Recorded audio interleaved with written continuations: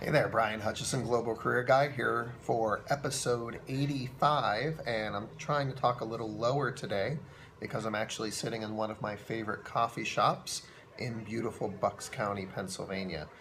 The title of today's episode is I Am Not an Expert. Um, I typically have probably 10 conversations a week with people in the career field, everywhere from today talking to a master's level student who is getting ready to enter PhD programs, to career professionals who have been working in the field for 10 years, to university faculty that are transitioning from assistant professor to associate professor. And all of them, and myself, have a hard time understanding why people might see us as an expert in what we do. A little saying that I often tell my students is that expertise is relative to who is sitting in the room. And so I'm not saying we should get a big head. I'm not saying that we should claim expertise that we have not earned.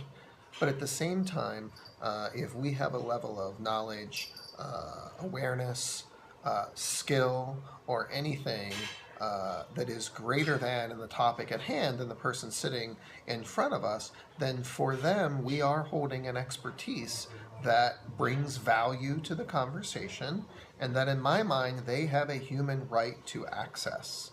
And so for me there is a bit of relativity then to this idea of what we call expertise.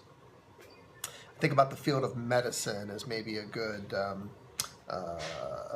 example of this. And so someone may be a trained neurosurgeon, but if they are on the site where someone has just suffered something like a gunshot wound or a traumatic injury to the body, it may be the EMT that worked as a battlefield medic in one of the wars that we're in that may have the most relative expertise to that time and that place.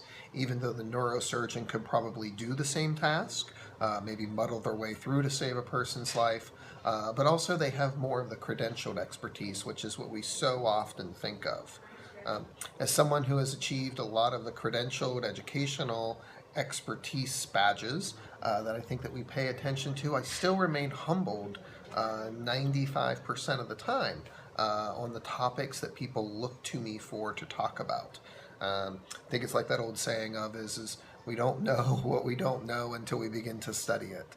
And the more that I learn, the more that I study, the more that I apply scientific thought and rigor to this field of career development, the more I become aware of the diversity of this field and the amount of things that I just simply do not know enough about, and probably in what's left of this one lifetime I have to live, could even dream of knowing enough about.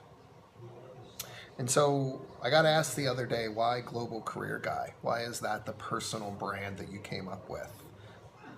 And the first thought in my mind, and I had the thought when I came up with the brand, was, who the heck am I to claim this idea of Global Career Guy?